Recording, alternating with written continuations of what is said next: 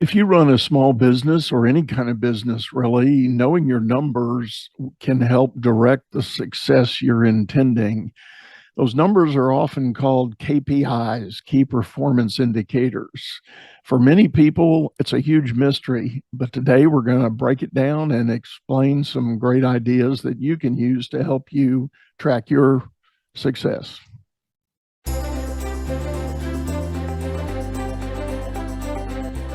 You're listening to Leadership Powered by Common Sense with your host, Doug Thorpe.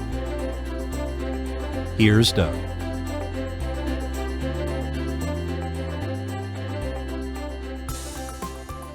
Hello again, everyone. This is Leadership Powered by Common Sense. I am your host, Doug Thorpe. And as we said in the lead in, we're going to be talking KPI today. I have found a gentleman. His name is Jeff Smith. He has become known worldwide as the KPI guy. Jeff, welcome to the show. Hey, Doug, thank you for finding me, and thank you, of course, for having me on the show. I feel blessed. Hey, I'm happy to have you here. So as we talked, you and I, leading up to the getting ready for the show, and even in the green room today, we know you've had an interesting journey. And so let's start with that. Let's explain to everybody how you kind of became known as the KPI guy. This is a big journey. And the KPI guy came in later, actually, but I will explain how the KPI guy came to be. So I've written a book. In fact, I've written 7 books, which are international #1 bestsellers. I do training, and I also speak at conferences. Now, Doug, my name is not too difficult to remember, right? Right. Jeff Smith. However, how the KPI guy came about was when I speak at conferences, and there are other speakers on the stage, so you can have a few thousand people in the audience. The event organizers usually go to the audience after the event and say, what do you think about the event? What did you like about it? What takeaways will you get? And then they ask this question. Which of the speakers was your favorite speaker? Who gave you the most value? And this is how the KPI guy came about. So bear in mind, there's a number of speakers, of which Jeff Smith was perhaps one of 3 or 4. The answer would typically be this. Who's my favorite speaker? The KPI guy, you know him? That guy. And then the organizer would say, Jeff Smith? Yeah, that's him, the KPI guy. So I can't assume that people would remember my name. I mean, honestly, why would they? People are really interested in what's in it for them and what value they get from a conference. So I was listening to these videos after the conferences, and I just kept on hearing the same thing, the KPI guy.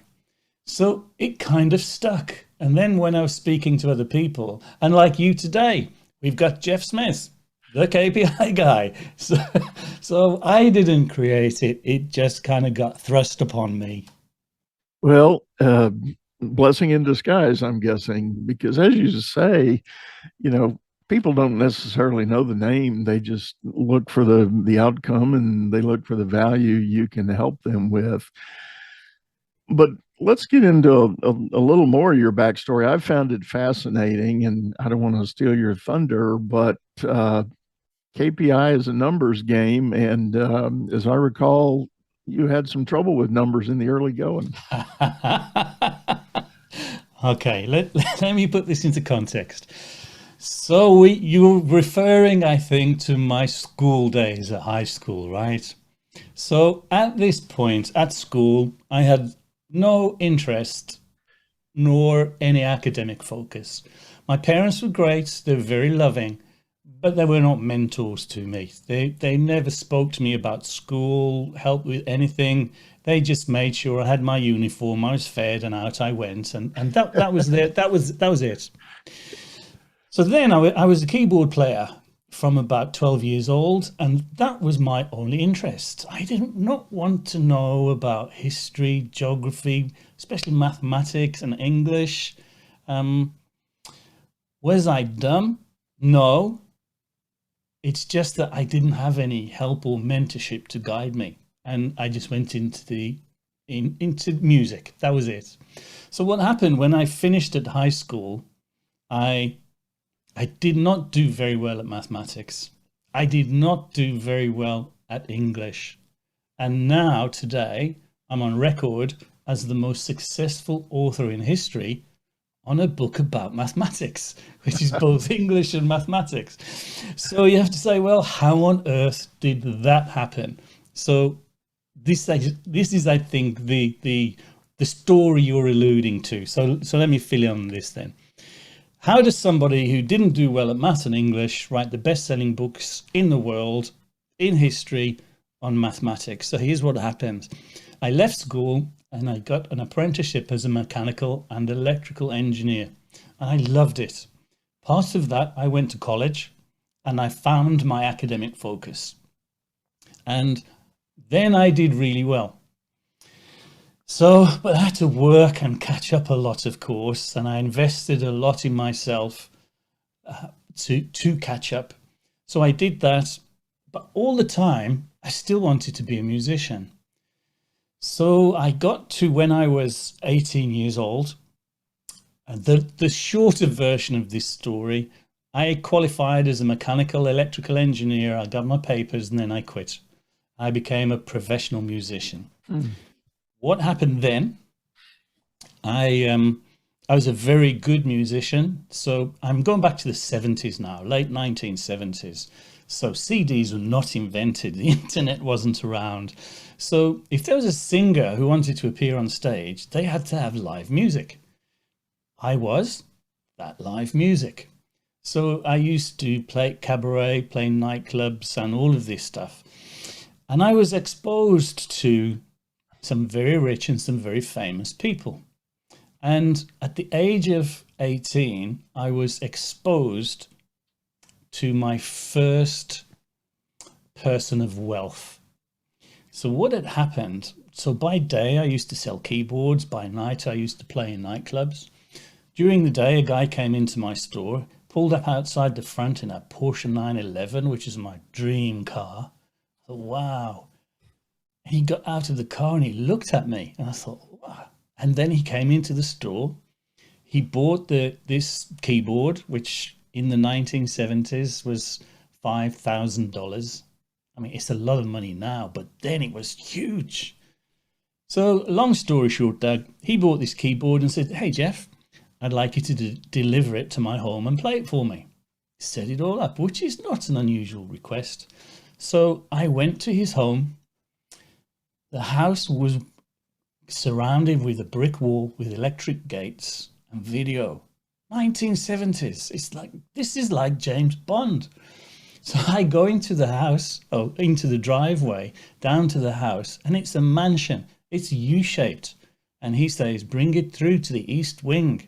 And I'm like, oh my goodness me. We were living in a state house at the time. I mean, at this point, we could afford food every day. But when I was younger, food was available most of the time, but there were times when we couldn't afford food. Anyway, so to see this was like, oh my goodness me. So what happened? That evening finished. We had a wonderful evening and I played music for him. And then I came home and here's the thought I had. How does a millionaire become a millionaire? My dad was a very clever guy, but we're broke. And he's helped build bridges all over the world. I mean, he's a seriously clever guy and had a really high ranking job, just wasn't paid very much. And then here's this guy, Porsche 911, U-shaped mansion, bought this $5,000 keyboard. And it's like, what's the difference between the two? So what I did in the next few years, I interviewed 325 millionaires, successful people, rich people, famous people. And my first question of how does a millionaire become a millionaire was answered relatively quickly. But then, growing out of my youth, I realized success is not always about money, is it, right? And success is measured in very different ways, especially in business and our personal life. So I then changed my question to become, how do successful people become successful? So that was my quest in life. So I get to the age of 23 and I realize I don't want to be a musician anymore. It's just not for me. So you're working when everybody else is having a great time. And I just wanted that great time. You know? So I quit. And I didn't know what I wanted to do. And I joined the automotive industry as a car salesperson. Until I decided, I thought, I'll do that until I find out what it is I really want to do. But I did real well. And within 2 years, I was sales manager looking after a team. Within 2 years of that, I was a general manager looking after the whole franchise dealership. So I'm 27 and one of the youngest dealer principals in the UK. Then at 29, I get promoted onto the board of directors, and I'm now running 10 full-blown car dealerships. Now, this is where key performance indicators enter the story, really, because when you're running one business, as you said in the lead-in, we all use them. Problem is they're shrouded in mystery and often used incorrectly. In the main, I would say 95% of people really misunderstand them. They think they know what they're for, but many don't. And what had happened to me, Doug, is that, how can I put this? Key performance indicators, they're just natural for me. Because when I was a sales manager, I wanted to understand what was happening with the sales team. How many inquiries have we had? How many of those inquiries led to orders? And all of the steps in between. So I thought everybody measured this stuff, you know, and measured them correctly. I just assumed that they did. So when I became a general manager, I'm looking after a service department, a parts department, a body shop, a rental company, new vehicle sales, used vehicle sales. So I had to have a whole suite of key performance indicators to understand what was going on in the company at the end of each day. So the next day, I knew where to focus my attention rather than guessing or doing the stuff I liked. So I did that, and we won every single award possible from the manufacturer. And everybody's scratching their head saying, how does this young guy, he's come from nowhere, he's winning everything? And the answer, key performance indicators. I was measuring everything, prioritizing it, which then guided me in the direction of my goals and objectives. That then escalated.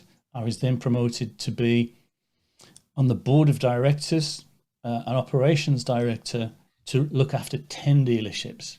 Now it becomes critical, because when you're looking at one business and you're on site, you can walk around, you can get some feeling, you can see what's happening, you can talk to people.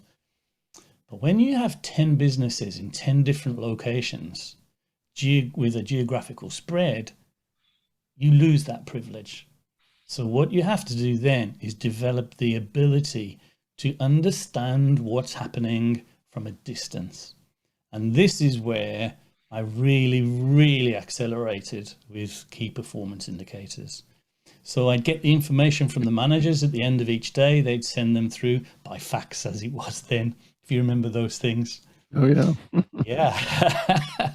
And then, as if by magic, I'd turn up at the dealership that has a problem, and I'd speak to the relevant manager, and they'd say, I've sent you the information, but how did you come to the conclusion that we have this problem? Because you're absolutely right.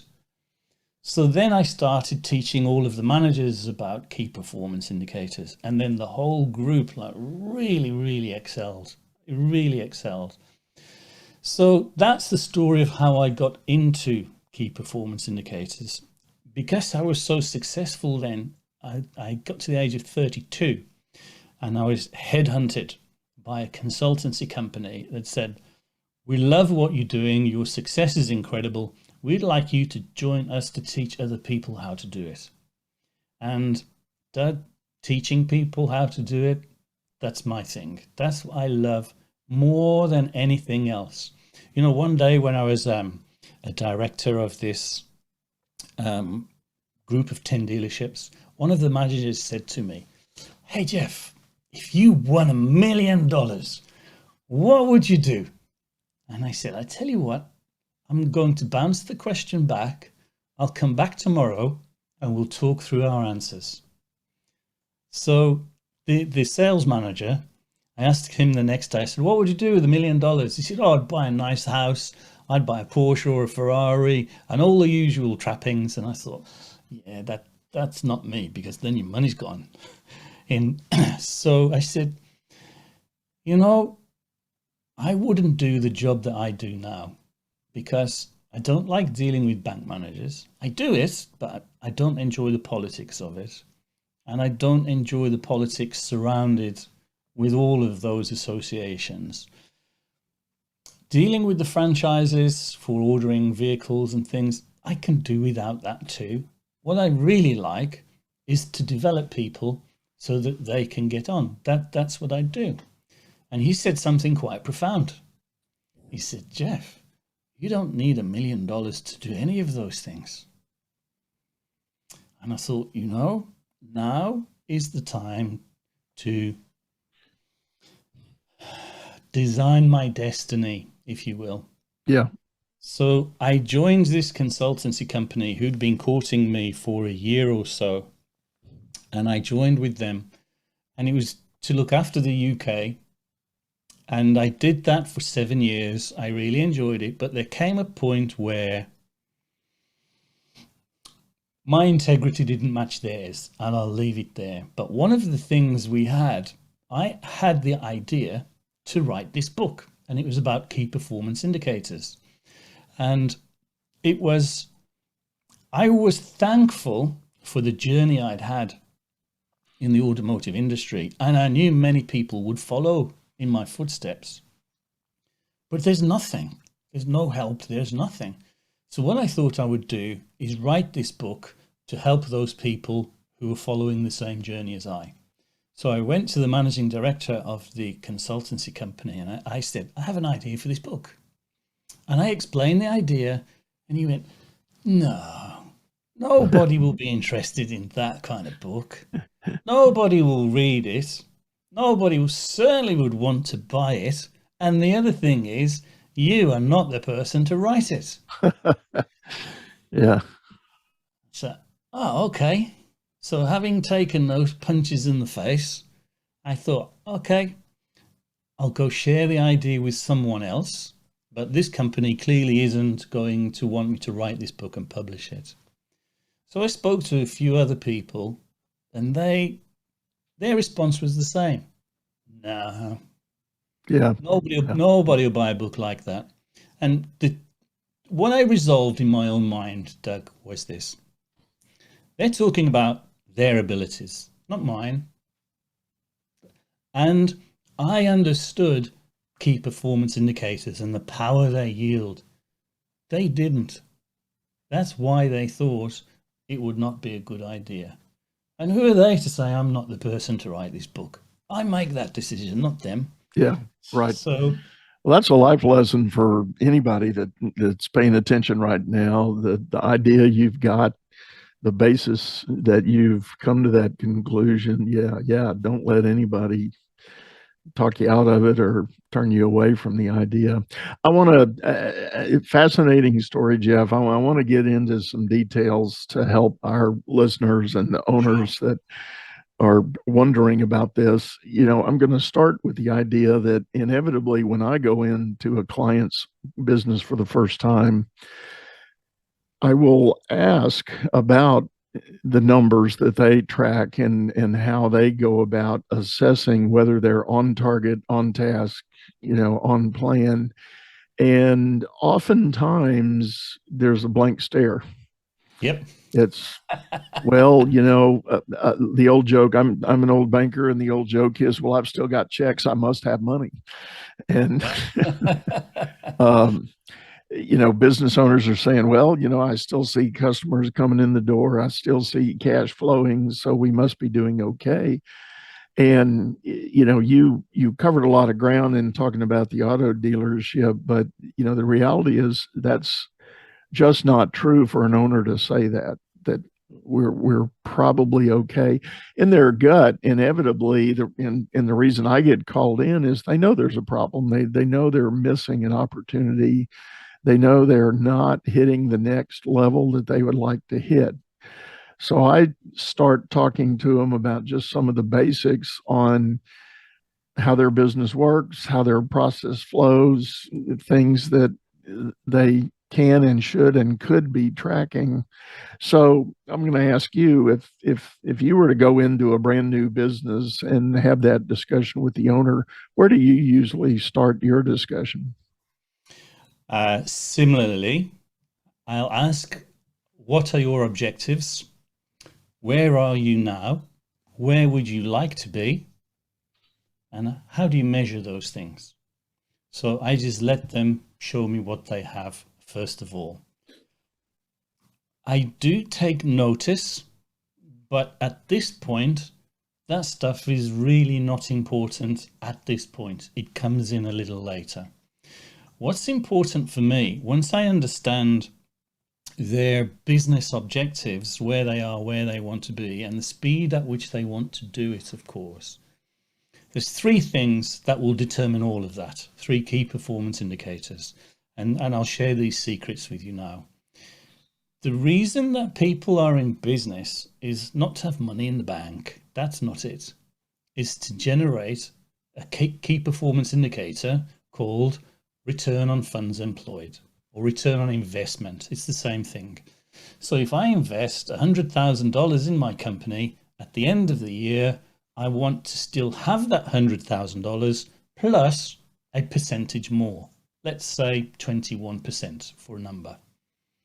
So to understand whether a business is growing and continue to fund its own growth, it needs to have a return on funds employed, a return on investment.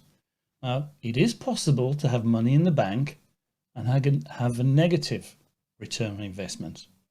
And this is where the owners just keep feeding and feeding the monster that's not working for them. So in this point, we can say a company can survive a long, long time without making any profits, but it can't survive a single day without any cash. And the cash comes from the generation of selling something, making a profit on that something that you're selling, and your customers paying you for what you've sold in a timely manner. Now, if you're selling something and the profit is not big enough for the amount of investment you're putting in, then your return on investment will not be great. But if you're doing that and your customers are not paying you either, or they're paying you slowly, then you get into cash flow difficulties. That's another area for another podcast and another day.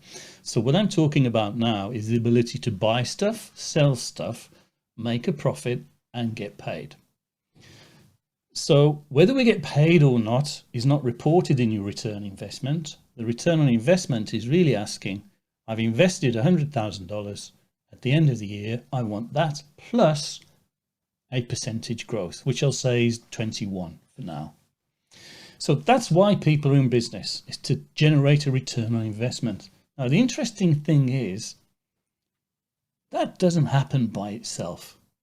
Life is about cause and effects.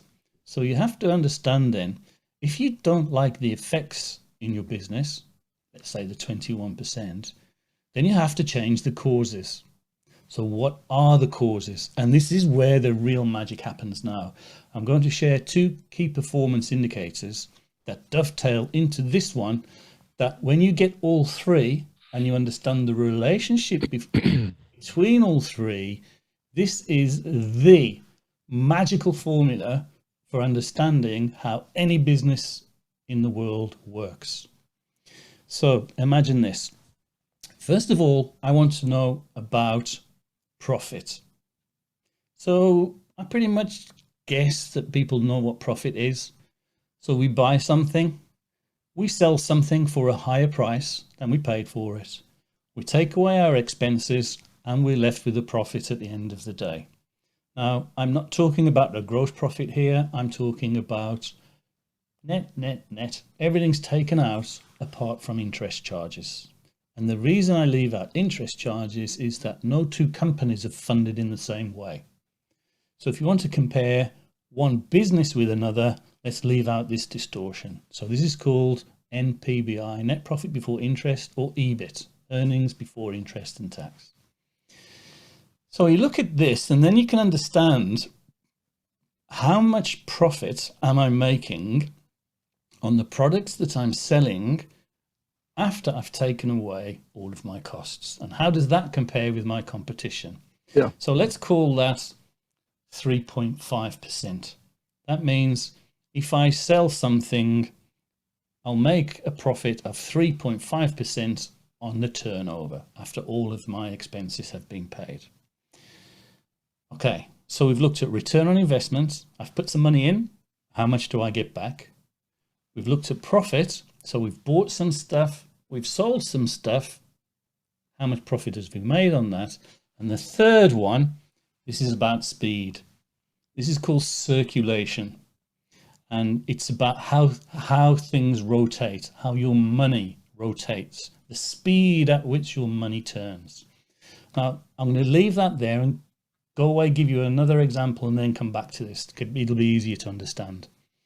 So if you're selling products and you have 10 of these products in stock all of the time, and you sell 10 products a year, then you'll rotate your stock, or the money that's invested in the stock, once. That's not smart. Yeah. And this is one of the things I look at and I say, okay, then can we still sell what we're selling with a lesser investment in your stocks? So instead of investing in 10 items, let's invest in 5 items. So what would happen then if you stock 5 items and you sell 10 items throughout the year? Then the circulation of your money would be 2. Now this is really important, because let's think of it in this context. If you put your money in the bank, you get an interest rate, you get an interest return. Let's do easy math. Let's say 1% per year. But if you were offered 2% per year, would you want it? Of course you would.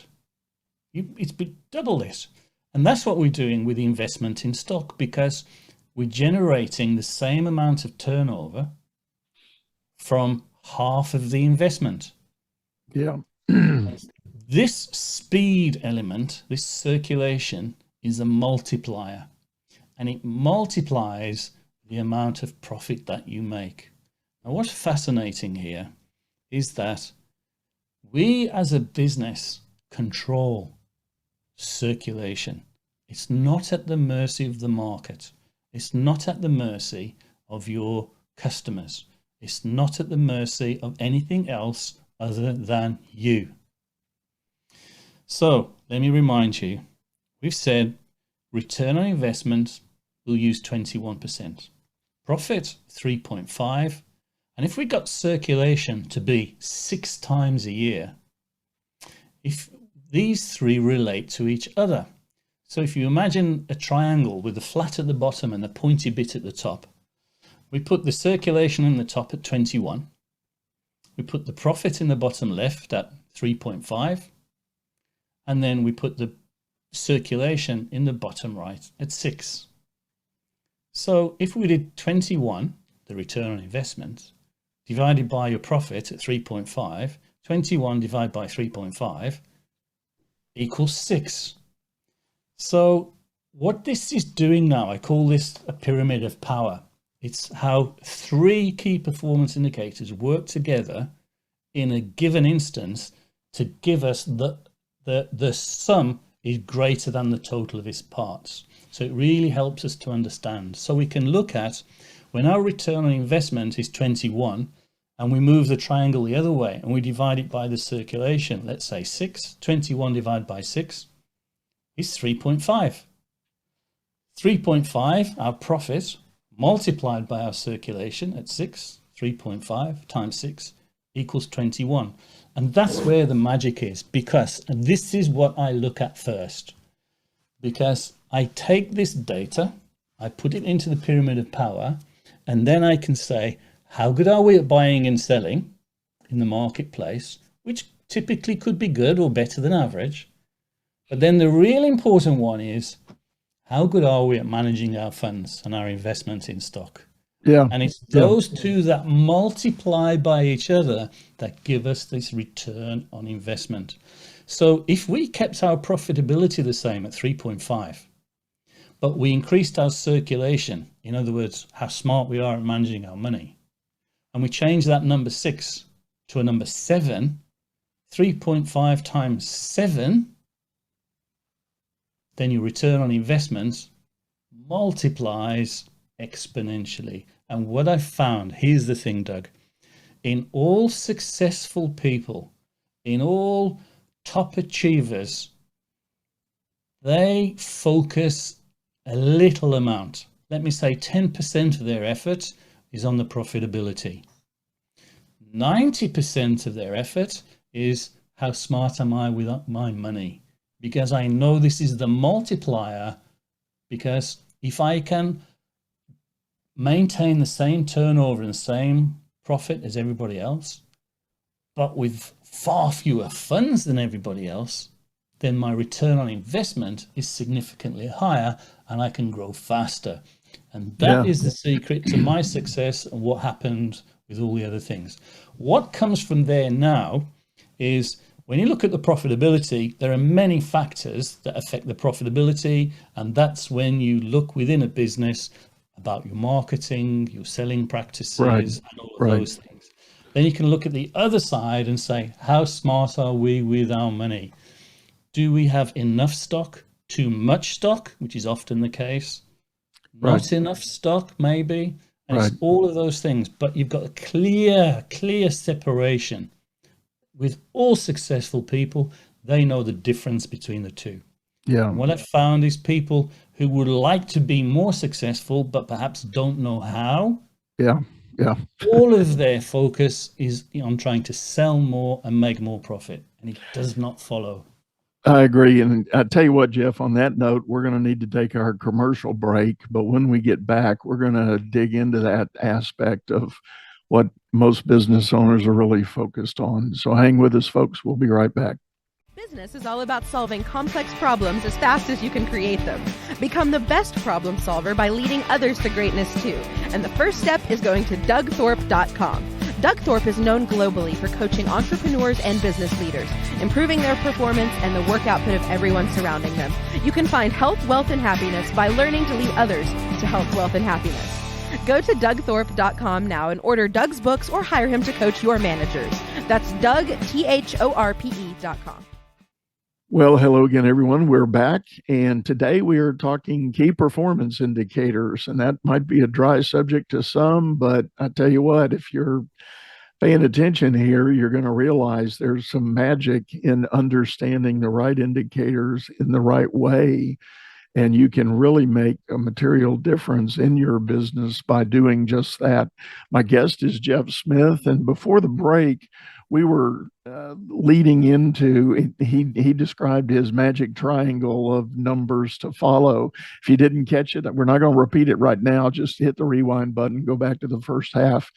But what I want to do, Jeff, is get into the idea that tracking that return on those invested funds and working with some of the other accelerator numbers that make those shine, so to speak, is it strikes me as it's just not the average business owner's focus. I was saying while we were on the break that oftentimes when I go into a new client's office, we'll start talking about what their perception of their business is. And the number one thing they'll ask about is, how do I get more leads? They're always thinking about the top side of the sales funnel. And that implies I'm happy with how my process works. The profits are okay. I just need to do more of it and I'll be okay. I'll hit the goals I want. So talk to us a little more about that focus and changing the dynamic of the attention to the details that it really requires to grow a business. Well, you hit on some amazing things there, and I agree. When I ask business owners, what would you like? Most say more leads. Now, as I said earlier, life is about cause and effect. If you don't like the effects in your life, you have to change the causes. So more leads, that would mean you're converting every lead and maximizing the profit in every lead that you have. Is that correct? And they say, no, that's not correct. I say, well, why do you want more if you're not achieving that? Because if you get more and it's costing you money to get more, right? What happens is your return on investment is going to go down, and you're in business to generate return on investment. So if you're paying out more and more and more, and I'll put tongue in cheek here, to cover up your errors because you're not dealing with the leads that you do get well enough, the only reason you want more is some kind of, I don't know, justification that what you're doing is okay. What you need to do is to be brave enough to stand up and say, how are we doing with the leads that we already have? Now, there's some key performance indicators out there in sales that give some generalizations. I neither like them nor agree with them, but I'll relay them because it's a popular conversation. Out of all of the leads that you get, how many do you convert into a sale? And most people say about a third, 33%. And I say, right, okay. If you have more leads, that means you're quite happy to burn the remaining 66% of all these people you get. Is that what you want? Oh, I hadn't thought about it that way. I just think if we fill up the funnel, we'll sell more stuff. And I say, yeah, but that's going to cost you money. What about if we examine what you're doing successfully with the 33% that you are converting, and then refine what you're doing, whether that is the quality of your marketing, where you market, how you market, what happens when someone contacts you, what happens in the sales process, at what point are you losing them, this 66%? What stage in the sales process? And I've written a book, Doug, all about the sales process. So there's so much in there in psychology. And if I can summarize, if your customer is dancing a waltz, but your sales team is trying to do a really passionate tango, then your sales process is not going to match with the customer's buying process. You're going to tread all over the toes. Yeah. And that's what's happening in the 66% of people that you're losing. Or well, and every business I've ever taken a look at, especially once they've grown to a certain scale, there is an age-old friction between sales and operations. Mm-hmm. Sales creates an order, they hand it off to operations to fulfill, to deliver on the good or the service. And inevitably, there's a high percentage of disconnect.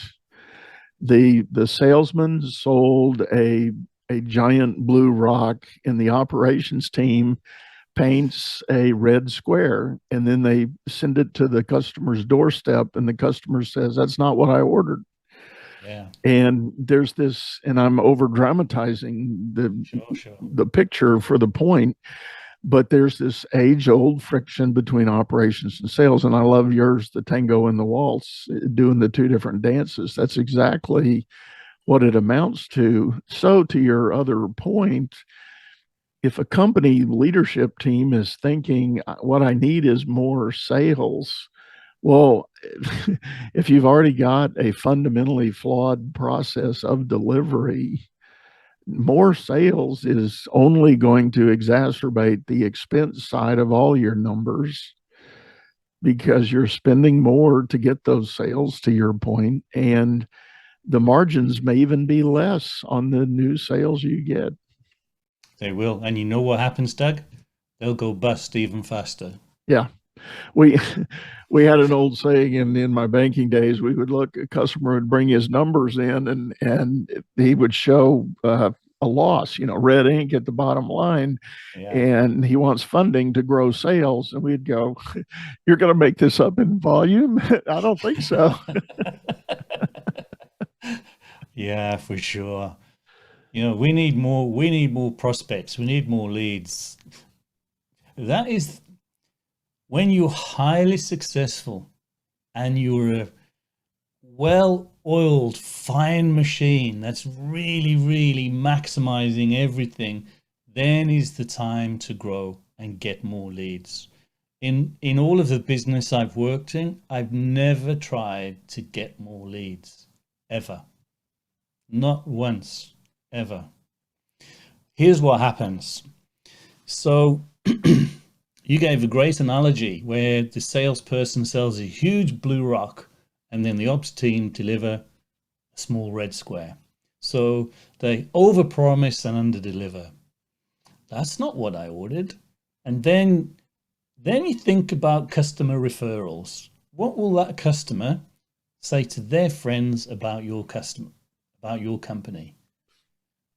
And this is more important than anything. Getting the referral business is way more important than marketing to get new leads.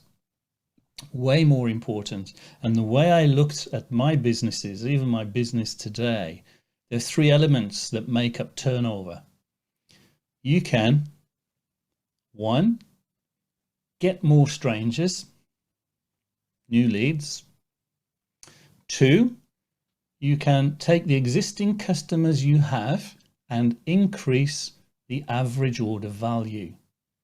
What does that mean? That means the customers you already have, serve them very well and sell them more stuff so they pay you more money. So increase the average order value. And then number three is increase the average order frequency. That means when you look at the customers that you already have, you get them to spend more and you get them to spend more often. Now, when we look at these three, we can get more leads, so new customers. This is the formula for turnover. It's the amount of customers you have multiplied by the average order value multiplied by the average order frequency. So if most people's strategy is on gaining more leads, then they're clearly not focusing on how to look after their customers better so they spend more and spend more often. And the most difficult way of all to grow your business is to keep on contacting strangers who you don't know. The easiest way is to work with the people that like you and trust you and are happy to spend more. There was a large plumbing organization in the area where I live who many, many years ago made no bones about the objective is they wanted to be able to come into every home in town and do a job. They said nothing about customer retention, like come into that home, do the job well, and get called back the next time and the next time and the next time. And as a homeowner, you're gonna, over the life of the time you're in the home, you're gonna have multiple plumbing problems. It's just part of the game.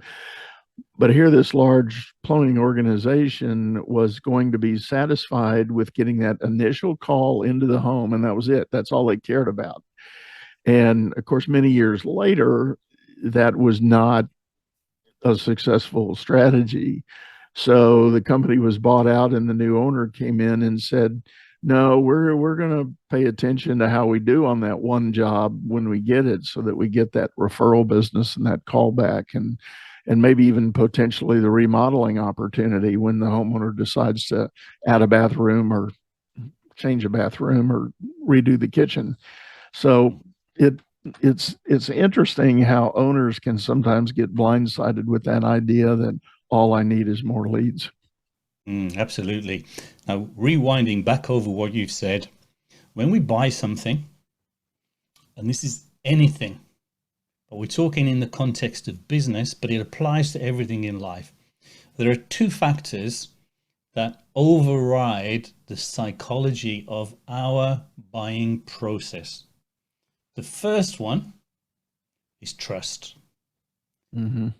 If I trust you, I'll do business with you. If I don't trust you, I won't do business with you. So trust is binary. I either trust you or I don't trust you. Right. You know, you can't be a little bit pregnant, right? Yeah. You are or you're not. Right. Right. So this is the thing. So when we think about particularly trade people like a plumber, electrician, a carpenter, this trust is more evident to us in those situations. But trust is there for everything we buy. The second one is called like. Do I like you? Now, I'm sure everyone can think of an example where they've trusted someone and they really like them. And because they like them, they will pay more for a product that they could possibly get cheaper elsewhere. But they're happy to pay a little more, and it's because of these two factors. One, trust. Two, like. Now, let me really compound these two. So trust is binary. It's on or off. It's like a switch. Like is a sliding scale. So let's say 0 to 10. If the slider is on 10 and I really, really like you, then the price of the product is not so much of an obstacle. Because I trust you and I like you, I want to do business with you and I'll pay you more. Where the liking principle starts to fall down, 9, 8, 7, 6, 5, 4, 3, this is where we get leads, but we don't convert them. So if we're generating leads, but we're unable to convey trust, I don't care how much you charge me, I don't trust you. Bam, you're gone. So you need to examine your website, your marketing strategy and everything, and think about and examine how are we conveying trust? Because without that, you can have 1 million leads tomorrow, you won't convert one. So you have to think about this trust and have a look at that. The other one, if you're selling stuff and you're being faced with discount, here's why. The likability scale at 10, you'll do very little discounting. If that slider comes down to 2 or 3, what happens then is the trust switch has been flicked. So it's, okay, I trust you. However, I'm not gushing with love for you. I'll do business with you. But there's other people who I could also do business with. So now price is an issue. That's an interesting dynamic because, there's a very popular saying, I think Ivan Miser of the BNI, institution or network worldwide, he's a big advocate of that know, like, and trust model. It says we do business with people we know, like, and trust. And in his mindset and his teaching, it is a progression. You have to figure out if you like somebody before you even activate the thought process about trust. So if I don't like somebody, I'm not going to spend any brain power on building trust. Now, but that said, what comes to my mind, I'm thinking of a case I know a situation where a company has trust in the marketplace. People trust that they can do some of the highly technical things they promise, but they fundamentally don't like the guys that are the principals in the company.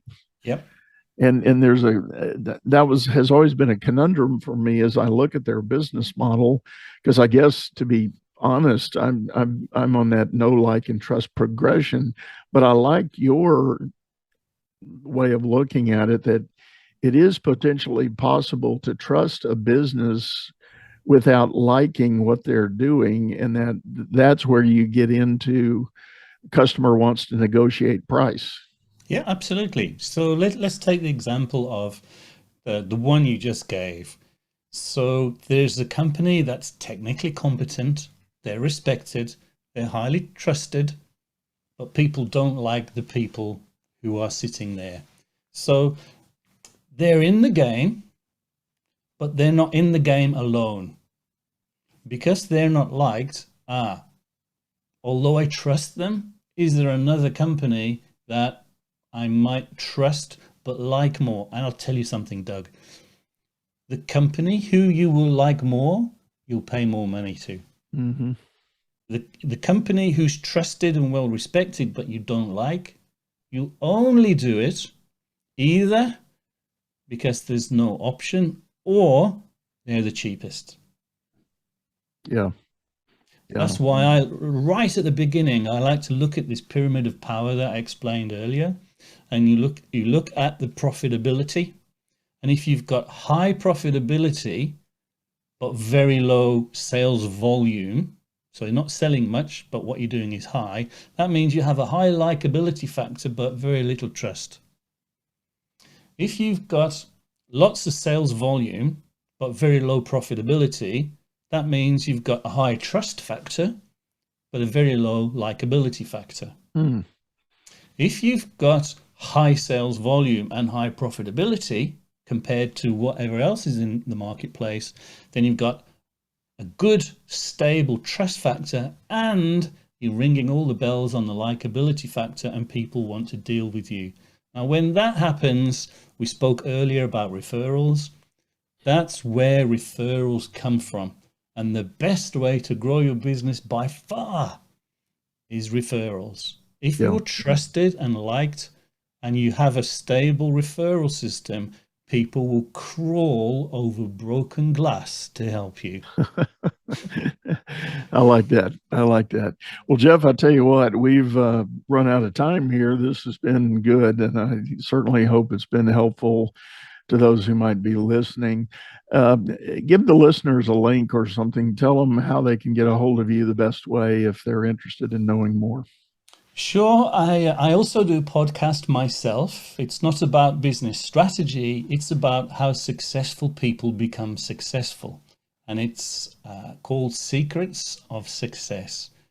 We do talk about business sometimes. We do talk about key performance indicators sometimes. Yeah, it's me, right? The KPI guy. So that is in there. But the podcast itself takes a successful person and then unwraps them to say, how did you do it? What was your mindset? So that probably be of most interest, and it's free also. So you can find it at jeff-smith.com. So you can find there, it's on Amazon, it's on Apple, and all the other places. If you're interested in key performance indicators, I'm happy to have a chat with you. You can click a link on my schedule, and we can do some business mentoring. That's available too. I have a number of books which I've written about key performance indicators. If you're interested in the psychology of selling, especially big ticket items like cars and aircraft and stuff like that, then I have a book called Close More Deals. And it's the psychology. Yeah. It's the psychology of the customer's buying process and how you need to match your sales process so you're both doing a waltz or a tango, not different ones, as I said earlier. So the answer to all of that is jeff-smith.com. That's great, Jeff. So, folks, you see it on his screen there. So, easy tag. but we'll also have some of that information over in the show notes. So I want to thank everyone for listening. And one last time, Jeff, thank you, sir. If you're listening to our show on audio, we do want to remind you we've got video over on our YouTube channel by the same name, Leadership Powered by Common Sense. Hop over there, subscribe to the channel if you would, or hit my website, dougthorpe.com, and jump on our newsletter list so you can get alerts. We are publishing podcast episodes 3 times a week. So we've got a lot of content coming at you, a lot of good stuff that's been built up and yet to come. So I've got a busy Q4 opening up, and we've got some great guests in the pipeline for the future. I do want to remind you that this show has now been syndicated. We are on the IBGR network. You can go there online at ibgr.network is the link. My show is on Fridays at 2 p.m. Eastern Time. We are online over there, so hop in. The first season is already underway, and I appreciate the good folks, and shout out to my friends over there at the IBGR network. So that's going to wrap it up for today. I want to wish everybody a great day, and thanks for listening. We'll see you again soon. Bye-bye. You've been listening to Leadership Powered by Common Sense, hosted by Doug Thorpe. If you would like to know more about the coaching and advisory services he provides, visit dougthorpe.com.